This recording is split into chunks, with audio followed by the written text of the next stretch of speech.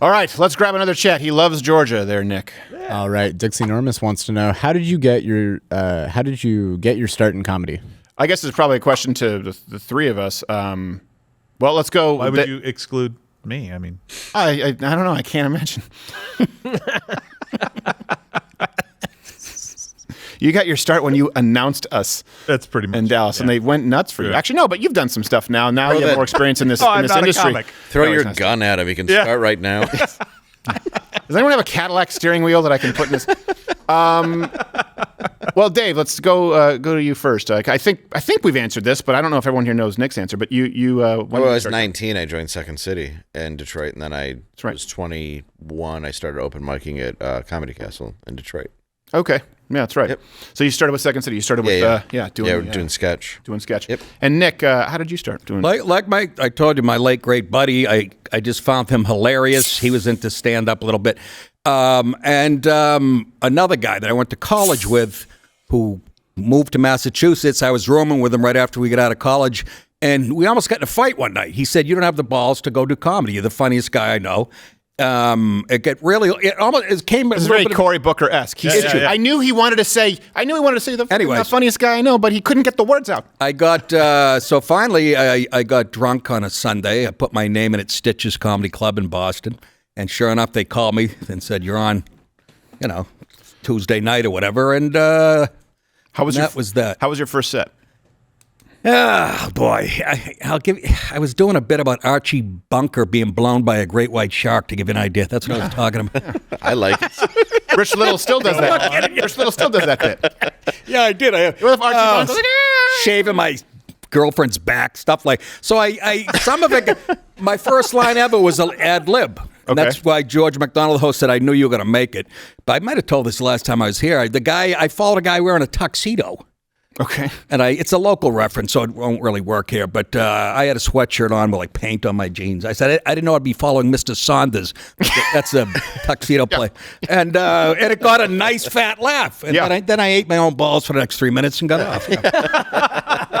Was this like the heyday of Boston comedy? Too? It was 1987-ish. Oh wow! So would you have had at that point like Leary? You would have had Dane Cook. Oh yeah. And Coleman. Larry was a little. I mean, Dan Cook was a few years behind, but Larry was just getting huge. Okay. And Kevin Meaney, and they were all there. Janine Garofalo moved there.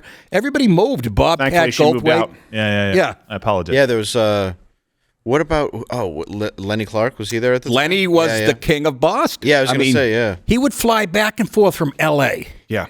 every weekend to host his shows at Stitches. That's incredible. And so he was the king. And then you have these local guys you guys probably don't know, Don Gavin. These are some of the funniest. Don Gavin might be the funniest guy. He's hilarious. He is just brilliant.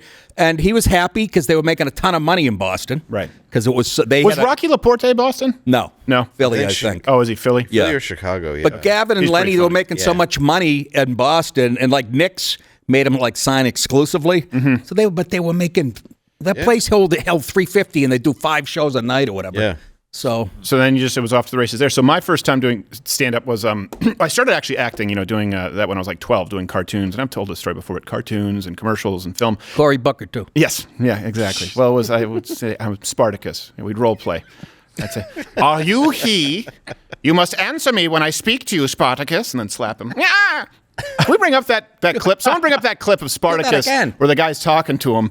And it's the worst acting I've ever seen, where he goes, "Are you he? You must answer me when I speak to you, slave." And he actually does that when he slaps him. And then Kirk Douglas, like, all dramatic. And he wipes, and you have this little... And you know who directed Spartacus? Yes. You know who? Larry Storch from F Troop. It's a Kubrick film. What? Yeah, Spartacus was Kubrick. Oh, no. I had to come up with... Kubrick. The best answer. Must have been young, right? Yeah, I was young. Think about it. That's not when you think of as a Kubrick film. Nah. Larry Storch.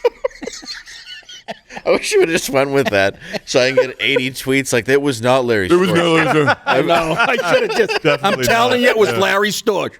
And that wasn't Yul Brynner either in The King and I.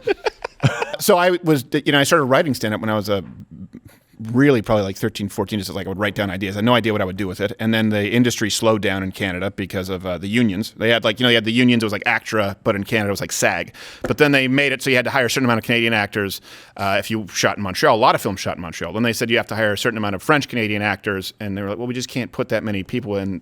So you watch Bone Collector or something, and the security guard, Denzel Washington, like, where? He's like, it's 4 doors down to the left. They're like, okay, we can't shoot here anymore. Yeah, I noticed Guy Lafleur was in Bone Yes, Collector. exactly. I was Yeah. like, what? You're like, what is Yvonne this? Conway Why is playing a bad Maurice guy. Richard in Snake Eyes? So, and then I was actually building the stages for the Just for Laughs. I was doing like construction, and a guy named Barry Julian, who was a writer for the Daily Show. Jon Stewart was 18, and like work was kind of sparse. I said, look, I've been, and I was a seat filler, so I was able to see all the shows. And I said, how would I, get on stage? He said, here, there's this place, Jimbo's Pub, is above the Comedy Works in Montreal. I don't know if you remember that club. Oh yeah, many times. And he said, tell them that Barry sent you. And I went up, and I had about like 45, not good, but 45 minutes that I had written for over years that I whittled down to 5. So I was one of the few exceptions. My first set actually went really well. My second set was horrible because I thought, hey, that worked. So my second set I did 100% new, and then I learned that lesson pretty quickly. But then it was just off to the races from there. And then I was doing headlining at colleges because someone just asked me if I was a headliner when I hosted a variety show. And you lied. Yeah. Mm-hmm. I just said yes. And he said, okay, here's $300 to come back. And I was like, I got to do it. I have to do an hour. But, I got the reps in early. And then the second they offer you that college money, though, I was the same because I was like 21. And I know, like, right? it's like $2,000 to play a lunchroom. And you're like, yeah, I'll do whatever. Yeah. And then you're getting fired, chased out of a lunchroom. Oh, yeah. Hit with a stuffed pepper in the back. Yes. Just eating shit to people who don't care. Stuffed pepper because it's Hungarian food night in the cafeteria. Tomorrow it's Polish pierogies. Yeah, would all you refugees stop throwing Yes, stuff would all you refugees stop throwing? Just one person with stuffed cabbage. Okay, all right. He makes good point. Yes.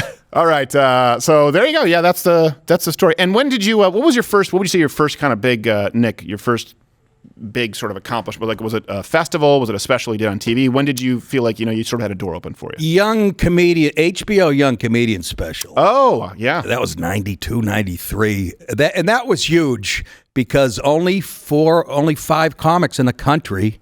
It's still the one I'm proudest of on the resume because they would consider everybody. Yeah. 5 comics in the country. And I feel bad about this. I had a deal with Showtime.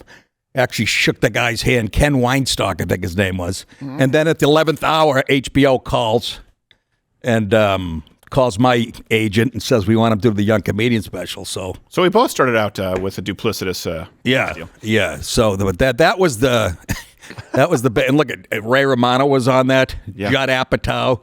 I've Bill seen that. Bellamy. Did you shoot that in Aspen? No, it was in Phoenix, I think. Phoenix, okay. But I'm on a Phoenix, plane Aspen. like 10 years ago, and I see people watching it on the on JetBlue. Yeah, I've seen the special. And I'm like, I haven't seen a penny of that. No, I can't imagine. I still get like 48 cents every time Arthur's Perfect Christmas runs. Oh yeah, live at Gotham on Comedy Central. I get You're like, thanks for screwing up my taxes. I get a penny every year. There's and what I cash improves it. unions. Costs more to send you the... Oh, why would you do? Yeah, it's like. Oh, that's how Yeah, my CPA will be thrilled, but not. Is that a write-off? Yeah. Oh, I guess in a manner of speaking. Watch Louder with Crowder live, Monday through Thursday, 10 a.m. Eastern.